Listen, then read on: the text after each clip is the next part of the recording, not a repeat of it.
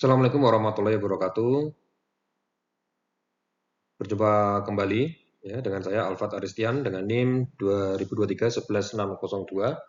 Pada kesempatan kali ini akan memberikan sedikit materi tentang change management atau manajemen perubahan pada mata kuliah manajemen teknik Institut Teknologi PLN.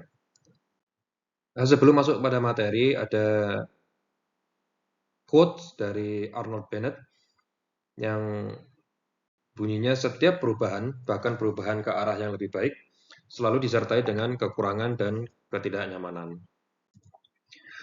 Pada materi kali ini akan dibahas beberapa konteks. Yang pertama ada pengertian manajemen perubahan, yang kedua ada tahap-tahap manajemen perubahan, sasaran dari manajemen perubahan, faktor-faktor apa saja yang akan berpengaruh terhadap manajemen perubahan, case atau kasus-kasus yang terjadi saat terjadinya manajemen perubahan, dan simpulan.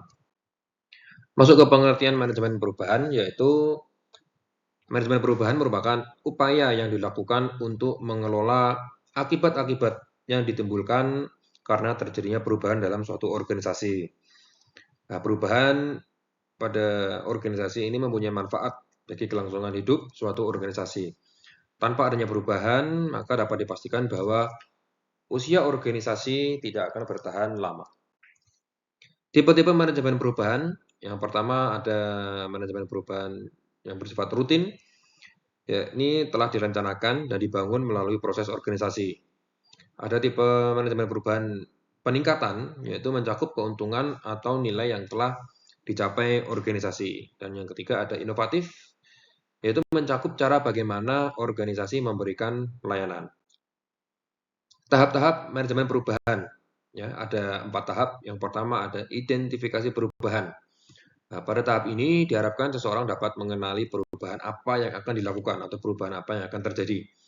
Dan pada tahap ini juga seseorang atau kelompok dapat mengenal kebutuhan perubahannya dan mengidentifikasi tipe perubahannya yang digunakan tipe perubahan yang jenis apa. Yang berikutnya tahap kedua yaitu perencanaan perubahan. Ya, pada tahap ini harus dianalisis situasional teknik, ya, termasuk pemilihan strategi umum.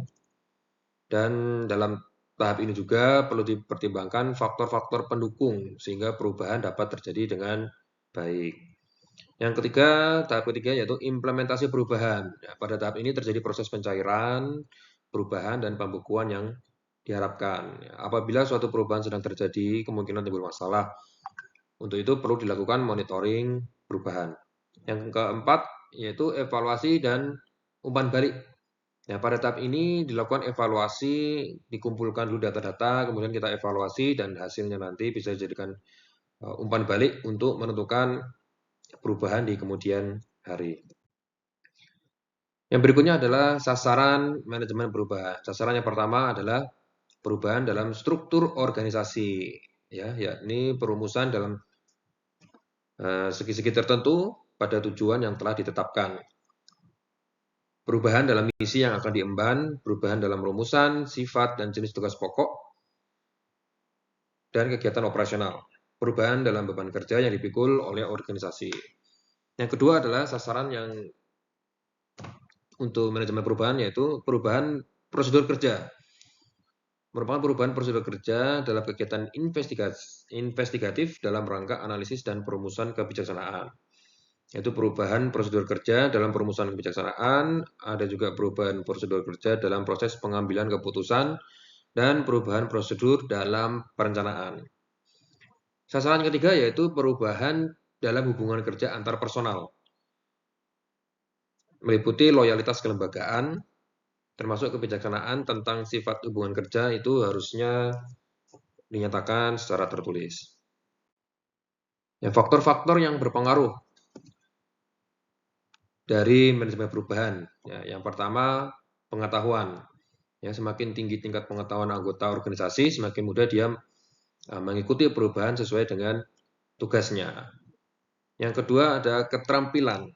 Ya, keterampilan ini bisa berbentuk fisik maupun non fisik. Dan keterampilan ini dibutuhkan agar anggota organisasi mampu mengerjakan pekerjaan-pekerjaan yang baru. Jadi dampak dari manajemen perubahan tadi. Yang ketiga adalah kepercayaan. Ya, kepercayaan ini menentukan apakah anggota organisasi akan menggunakan keterampilannya dan teknik barunya dalam prakteknya dalam hasil dari manajemen perubahan tadi. Yang keempat adalah lingkungan. Ya, lingkungan ini menciptakan tujuan organisasi dalam merumuskan standar apa yang bisa diterimanya. Ya, lingkungan organisasi seperti keteladanan pemimpin dan modal kepemimpinan serta masa depan organisasi yang cerah itu berpengaruh terhadap derajat dan mutu perubahan perilaku anggota organisasi. Dan yang kelima adalah tujuan organisasi. Tujuan organisasi itu sendiri ditentukan oleh visi organisasi dan dapat menciptakan lingkungan yang baru. Pemimpin organisasi yang memiliki visi dan tujuan yang jelas akan menciptakan lingkungan yang mendorong perilaku produktif. Contoh permasalahan dalam manajemen perubahan, yaitu masalah yang paling sering menonjol adalah penolakan atas perubahan itu sendiri. Penolakan atas perubahan itu tidak selalu bersifat negatif.